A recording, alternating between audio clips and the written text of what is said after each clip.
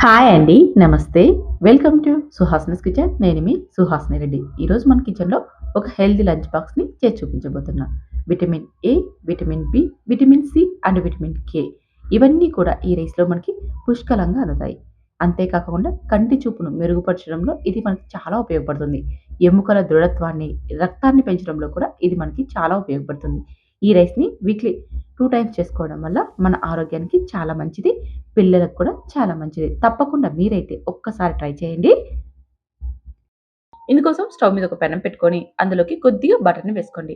ఒకవేళ మీ దగ్గర బటర్ అవైలబుల్‌గా లేకుంటే కొద్దిగా నెయ్యిని కానీ, నూనెని కానీ వేసేసుకొని అది కాస్త వేడెక్కిన తర్వాత అందులోకి 2 ఇలాచీని, ఒక బిర్యానీ ఆకు, చెక్క, లవంగం వేసేసి బాగా బ్రౌన్ కలర్ వచ్చేదాకా వేయించుకోవాలి.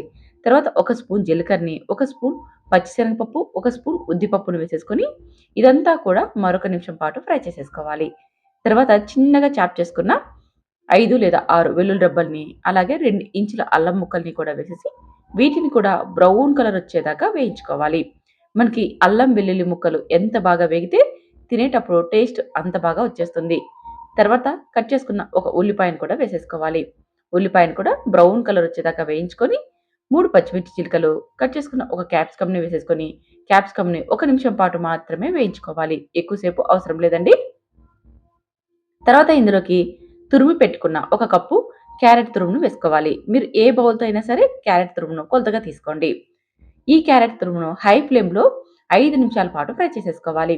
మనం ఇలా హై ఫ్లేమ్‌లో ఫ్రై చేసుకోవడం వల్ల క్యారెట్‌లో నుంచి నీరు రాకోకుండా క్యారెట్ అనేది మనకి బాగా క్రిస్పీగా ఫ్రై అయిపోతుంది. అదే మనం లో ఫ్లేమ్‌లో ఫ్రై చేసుకున్నామనుకోండి, క్యారెట్‌లో నుంచి నీరొచ్చేసి ఇదంతా కూడా ముద్ద ముద్దగా, జిగటగా అయిపోతుంది. అందుకని హై ఫ్లేమ్‌లో 5 నిమిషాల పాటు ఫ్రై చేసేసుకోండి. తర్వాత ఇందులోకి తినగలిగే కారాన్ని బట్టి చిల్లీ పౌడర్‌ని లేదా ఒక స్పూన్ చిల్లీ పౌడర్‌ని, రుచికి సరిపడా ఉప్పును వేసేసుకొని ఇదంతా కూడా మరొక నిమిషం పాటు ఫ్రై చేసేసుకోవాలి. చిల్లీ పౌడర్ మనకి పచ్చివాసన పోవాలి కదా! అందుకని ఒక నిమిషం పాటు ఫ్రై చేసుకుంటే సరిపోతుంది.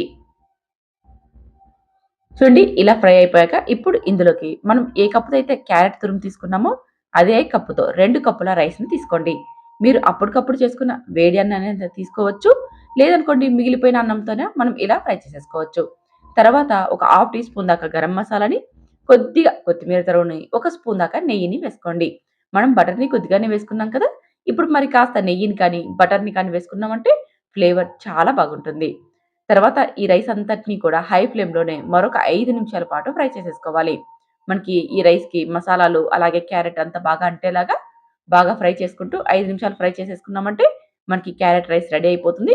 ఇప్పుడు స్టవ్ మీద నుంచి దించి మరొక చిన్న పెనం పెట్టుకొని అందులోకి ఒక 10 దాకా కాజుని వేసేసుకొని కొద్దిగా ఫ్రై చేసేసుకోవాలి. ఇవి కాస్త ఫ్రై అయిపోయినాక చిటికెడు పసుపును, ఒక పావు టీ స్పూన్ దాకా చిల్లీ పౌడర్‌ని, రుచికి సరిపడా ఉప్పును వేసేసుకొని వీటిని కాస్త క్రిస్పీగా అయ్యేంత వరకు బాగా వేయించుకోవాలి. ఈ ఉప్పు, కారం అంతా కూడా ఈ కాజుకి అంటిందనుకోండి, తినేటప్పుడు మనకి బాగా టేస్టీగా వచ్చేస్తాయి. ఇలా ఫ్రై చేసుకున్న వీటిని పైన వేసేసుకొని ఒకసారి అంతా బాగా కలిసేలాగా కలిపి సర్వ్ చేసేసుకోవడమే. ఇలా క్యారట్ రైస్‌లో కాజుని కాస్త స్పైసీగా వేసామంటే తినేటప్పుడు చాలా బాగుంటాయి. మనకి క్యారట్ రైస్ అనేది కాస్త స్వీట్‌గా ఉంటుంది. కాజు అనేది కాస్త స్పైసీగా ఉంటుంది. ఈ రెండిటి కాంబినేషన్‌తో తినేటప్పుడు మనకి బోర్ కొట్టుకోకుండా కడుపు నిండుగా తినేయొచ్చు. మరింకెందుకు ఆలస్యం? నేను చేసిన విధానంలో క్యారట్ రైస్‌ని ఒక్కసారి ట్రై చేస్తారు కదూ! పిల్లలకి, పెద్దలకి అందరికీ నచ్చేలాగా టేస్టీగా ఉంటుంది. తప్పకుండా మీరైతే ట్రై చేయండి. ట్రై చేసిన తర్వాత టేస్ట్ ఎలా వచ్చిందో కామెంట్ చేయండి. అలాగే నేను చేసిన విధానం నచ్చితే లైక్ చేసి ఈ రైస్‌ని మీ ఫ్రెండ్స్, ఫ్యామిలీ మెంబర్‌కి షేర్ చేయండి. ఇలాంటి వాటి కోసం సుహాసినీస్ కిచెన్‌ని సబ్స్క్రైబ్ చేసుకొని ఫాలో అవ్వండి. Thank you for watching.